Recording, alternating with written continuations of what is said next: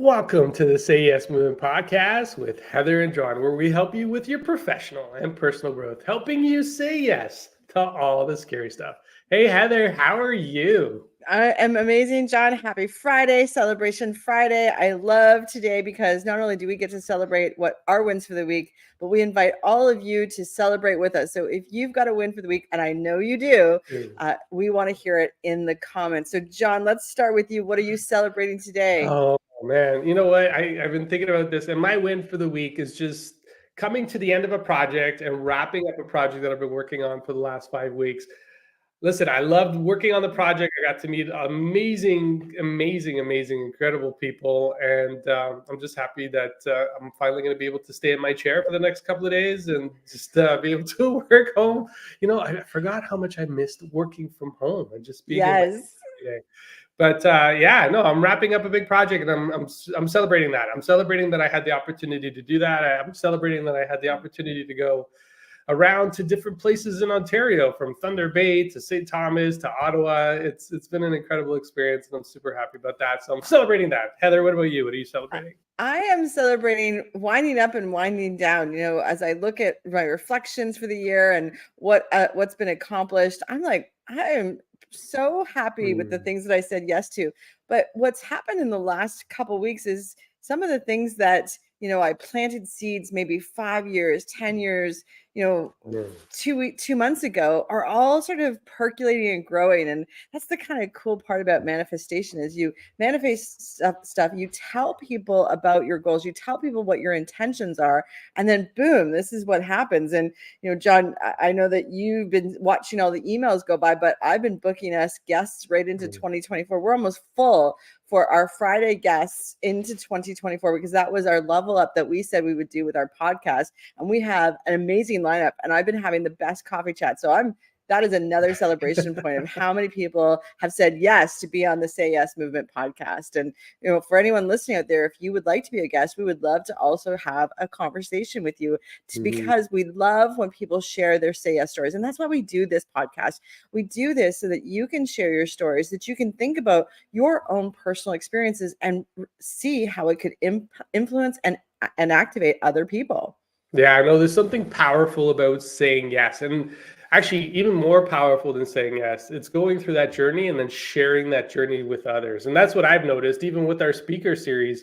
You know, we got to see people at a point in their speaking journey, and like some of them have just blown up. Like, you know, when I look at some of our speakers, it's like, wow, you know, like they did that. Like we gave them a platform to speak on, but they just took it and they ran with it. They elevated it to the next level. And, you know, to me, that is incredibly special, right? Like when I think about reflections throughout this year, you know, like we held a speaker event. And we held a speaker event in between our travels, right? Like I was traveling in September, you were traveling in October, and there was like a little pocket of time in between, and we held a speaker event. Like, who does that? Well, and that's proof that you can do more than you think you can. We always downplay what we think we can because we don't want to fail. Nobody wants to fail. And so we sort of space things out. And I'll tell you, the more time you give anything, the more time it will take. So, you know, I love the time blocking, or the what I call my vacation mode just before vacation. And for our listeners out there, if they've ever had the same experience, you have this to-do list and only the urgent stuff gets done on it. Well, what if you spent your whole life only doing the urgent stuff? Only and I'm not saying the on fire stuff, but the stuff that's going to really matter, like spending time with your family, like reaching out to your friends, like personal development and leveling up your own leadership, the things that are going to make a difference, not in the moment, not right now, but in the long-term future of you and everyone that you want to impact. That's really living. And that's what I love about, you know, having a deadline, because when you have a deadline, or when you put something in the calendar that, okay, I don't know how I'm going to do that, but I'm going to work towards it. Now you've got a milestone and your brain starts to figure it out. It'll figure out how to solve all of those problems. And it does. And we did some amazing stuff, John. Yeah, I know. You know, it goes back to what you were talking about earlier, right? Just talking about planting those seeds, right? When you plant those seeds, you know, you can give your seeds as much time as they need to grow. And part of it is just you being ready for the growth of what's going to happen, right? So if you're going to plant a seed, if you're planting a seed for a career change, if you're planting a seed for spending time and just building that relationship with your children, if you're building that seed of just moving up into the next level inside your organization, the truth is you can do that as quickly as you want, right? Yes. You need to be ready, mentally ready. You need to be, I'm going to say this, but you need to be spiritually ready for what's going to come next. Like, we're all planting seeds at some point, good or bad. We're planting seeds. That's just the truth. The truth of what's going on in the world today. We're constantly planting seeds. The question is, what do you want to plant that's going to give you incredible results? Because I even look back at this year. You're talking about reflection. There were seeds that I planted in April that didn't really come to life until September. And I'm like, wow, well, like, why did that take so long? But things need to take their own path, right? Things need to happen in their own time. And part of it is just you being ready for what's going to come. And all the time, John, you see this with our clients, that they're like, but I've been planting this seed, or I've been putting it out there, but then did they go water it? Did they go back to it and check in? And, so think about those seeds that you planted, and, have you nurtured them? Have you nurtured yourself to get ready for that next level? And, John, you sent me a note earlier to say, this is performance review time. And, this is a time to review your performance for the year. But actually, I hate that process, to be honest with you, because I can't change the past, but I sure can impact the future. So a review, and for anyone out there, a review should look like this: a small amount of time spent looking at what was accomplished, celebrate those accomplishments, look at what you learned, but now spend the majority of the time talking about now what? Now what are you going to do with the future? What's the next year look like from a career perspective? And you're sitting down, you're having a conversation with your boss, most likely, and people are waiting for validation. And that's not how you plant seeds. You plant seeds by putting them in the ground, by nurturing them, by watering them. The same thing happens with your career, with your community, with any goal that you have. You've got to be in control of that. And I know there's going to be people out there that say, Heather, I work in the corporate world. I can't move up, or I can't do this, or I can't do that. I'll tell you, those are limiting beliefs. They're limiting beliefs. There's so much there to unpack. As you're saying that, I'm going back to the times where I was doing performance reviews, not just for myself, but the teams that I was looking after. And, the people that did best were the people that came prepared. Right. So performance reviews are typically, one of those things that it's one of those necessary evils. Nobody likes to do performance reviews. Right. Or, I don't know. Maybe there are. Maybe there's some people that really love doing performance reviews at the end of the year. But for the most part, the people that I encountered, like, it's something they would do last minute, something they would take, here's the unfortunate part. They would take like 10, 15 minutes to jot down some ideas, type them into their whatever platform they're using to capture these reviews. And then they go into those discussions because there's that belief that nothing's going to come out of this. I'm only going to get 1.5%. So why put some time and effort into it? Well, and I'm like, well, I can hear it in your tone already. And I know if you were my leader and I was reporting to you, I'd be like, I'd have to put some serious work into it. But it's an opportunity. We talk about celebrations. Listen, you can do this every Friday with us. As we're doing our celebrations, celebrate your wins in the work that you're doing every week. Yes. Right. Like I captured, this week I was able to roll out on a new project. This week we delivered a project on time, on budget, and it actually performed better than everybody thought it would. Like, these are things that we forget throughout the year. And, if we just took some time, like, we do it every Friday. We celebrate our own wins. We're sharing it with all of you because we're giving you the opportunity to also share your wins. And if you took 5 minutes every week to write that down, I guarantee you wouldn't need an hour and a half to write a review at the end of the year, because you would have a giant list of things that you're doing already. You'll have, if you just did it weekly, you'd have 52 things, but no one's writing down just one thing in the week if they really set and commit to doing this. And here's the best part. Then your brain knows it's got to look for something for Friday when you do that journaling exercise. So all week it's looking for things to celebrate, and you're reprogramming your brain to look for those things to celebrate. And then what happens is the stories that come out of you are about that celebration, because no one celebrates alone. That's kind of a lonely party, right?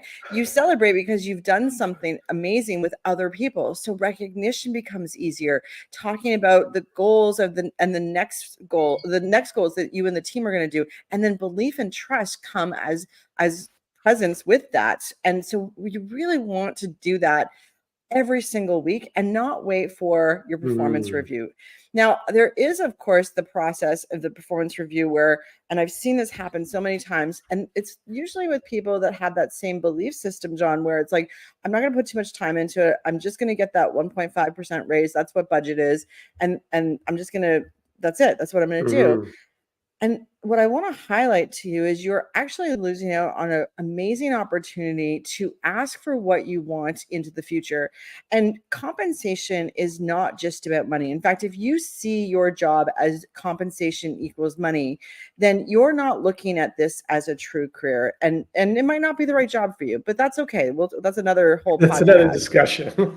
And there are other things that can elevate you that you can ask for in a performance review that will help you either up-level your skill, put you in front of people that you might want to present to.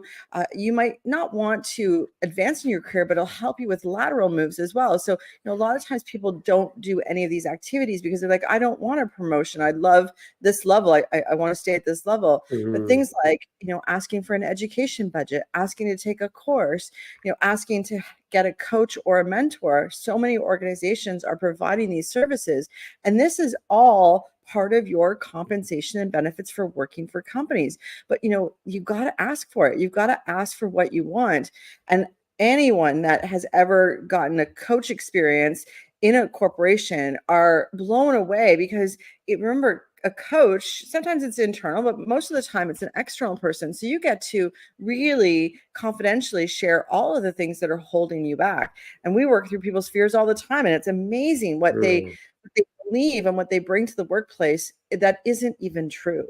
And so, if you are not sure how to have a performance conversation, what we want to share with you is you want to talk about the past. You want to talk about what you did. You want to talk about what you learned, but spend more time talking about what you want to accomplish in the next year with that company, with your boss. Because I'll tell you, if you are, John, if somebody came to me and said, John, this is what I'm going to accomplish next year. When you think about who you're going to give the next project to on the team, who's going to step up, whose faces are you going to see? The person that said, I want that, right? Yeah. No, listen, I think about my own career, right? And what I wanted to accomplish. And I accomplished everything I set out to do, right? Like in terms of my career, in terms of where I wanted to go, and in terms of the level that I wanted to reach, right? And, you and I, there's a whole unpacking that I want to do. And actually, I think I'm going to save that for another episode, right? Because, you went from entry level inside the organization to an executive level person inside the company. Like you had to have the vision for that. Like otherwise it just wouldn't have happened. So for those that are thinking about, yes, it doesn't matter what you're going to get in terms of an increase. And listen, Heather just brought an awareness to you that most of you might not even have thought about, right? Getting a coach, getting training, maybe some additional time off to do some additional things. Like, the one thing, yes, there were points in my career where I was getting that small increase every year. And at that point, I asked for additional days to go do training, right? Like that was paid training days. Like if you think about paid training days and you think about every day that I'm off because I'm training and I'm not losing that from a vacation perspective or anything like that, that was an additional bonus that I knew that I was gaining because I knew where I wanted to go. And this ties back really well to our goal setting workshop that we're going to be having in just, I think it's 8 days from now. I can't believe it's that close from now. But from 8 days from now, you can think about where do you want to go with your career? What do you want to do inside of your job? Some of you are going to think about pivoting and getting into something else, or some of you are going to think about, how can I get to that next level? What's that going to take? And if we could give you the tools, if we can give you the strategies in 90 days, would you be interested in learning more? And that's what our workshop's all about, right? Our workshop is really about, getting our mindset out of where we are right now and getting your mindset into the future you, right? Because you and I, we've been there. We know, like at some point we thought there's got to be more. There's got to be more, right? And we just got to that point where it was more. We wanted to impact more. Absolutely. We wanted yes, 100%. We wanted to impact. And look at this year, right? Like we created this podcast to go out, and we set a mission to go out and impact 1 million people this year. But it's okay if we impact half of that. That's still pretty good compared to absolutely. compared You to, have to have a vision, and you gotta have a vision. Here's the other thing. I cannot think of a job that's out there today that isn't going to be impacted in the next 12 to 24 months with the changes of AI. And so, if you're thinking of education to be on your plate, I would highly recommend that it be there, and also in the AI format. So AI has the ability to make every job easier and automated and all kinds of other things. So, if you're sitting back thinking, oh, that's scary, my job's going to be eliminated. No, get excited. Your job is going to be elevated, because the smaller stuff, the stuff that can get automated, is going to come off of your plate, and you'll be able to do more impactful things. But you got to be educated to know what's coming. And so, I was actually talking to my niece about, she's in aerospace mechanics or aerospace engineering, and she's going into the next semester. And I'm like, do you have an elective that you can take in AI? Because that technology is going to merge so quickly. So, that you don't need a career advancement. Imagine you went to your boss 6 months from now after taking a course and said, you know what, I'd like to automate at least 5 things that are currently like friction in our team. Could I take that project on? I can't think of a boss ever saying no to that, ever. Well, I know I wouldn't say no. Yeah, go for it. Go. Yeah. And if that scares you, don't be scared. Me and John, we're a bit of techie nerds, and we're always sending each other different apps that are doing different things. And I'll tell you, it is low code stuff that's going on right now. You just think it, you put it in your computer, and it comes back at you. So it's magic that's happening right now. Yeah, I know we're definitely entering into a different phase of tech, right? And it's funny. I was talking to my students about this the other day, where they were asking me, because I'm actually taking college courses too. Funny enough, right? Like, I know you are, and this is how we continue our own personal growth. And they stopped and asked, and they're like, "Why? Why would you do that?" I go, "Because learning never stops, right?" And the invitation for all of you that are listening right now, keep learning. Take a course. Heather talked about AI. Like, if you're afraid that AI is going to come in and take your job, then learn about it. Use it as a partner. I call AI, for me, buddy, right? So me and buddy, we get along, we got ideas, we bounce things off one another. And I know it sounds a little crazy. Like, even my wife, sometimes she'll be like, why are you talking to Siri like that? Like she's a person. Oh, she's an assistant, right? Siri's helping me out, schedule things in, and helping me figure out my calendar. So, dive into it so you're not afraid.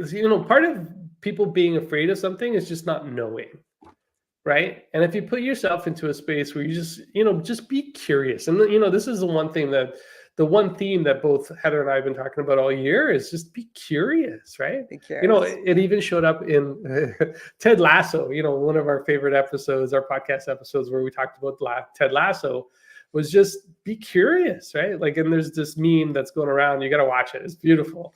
But just be curious, because then that takes away some of that fear. And then and then 100%. how you can leverage these things in your own life, right? Like, you can even use AI. And actually, I used AI earlier this year to create a training schedule, because I got a sinus infection and I needed to get back on track. And I put that into AI. And it created a 12-week training schedule so that I could get to the finish line of the Ironman that I was in, right? So leverage the technology, like, just be curious. Well, that's a perfect example of you couldn't do anything in your training, but you could do something towards your goal. And that was that one something towards your goal is let's actually put the training schedule together so that in 2, 3, or 4 days, when this is cleared up and the antibiotics kick in, I actually know what I'm doing. And now you're actually visualizing, all right, in 4 days, this is what I'm going to be doing. In 5 days, this is what I'm going to be doing. I can't do it today, but I can do something. And that's what we're asking all of you to do is, what is that one thing? What is that something that you could do today to get on track? And we'll tell you what that one thing is. And this is the call to action. Sign up for our goals workshop. It is next Thursday at 1:00. We want to have as many people there as possible.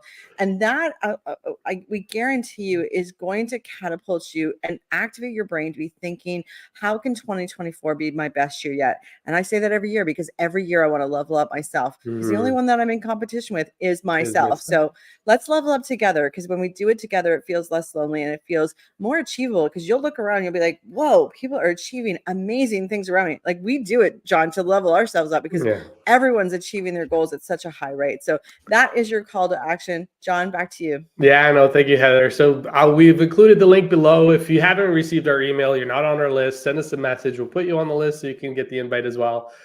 Yeah, no, super excited to bring this to the world. It's wow.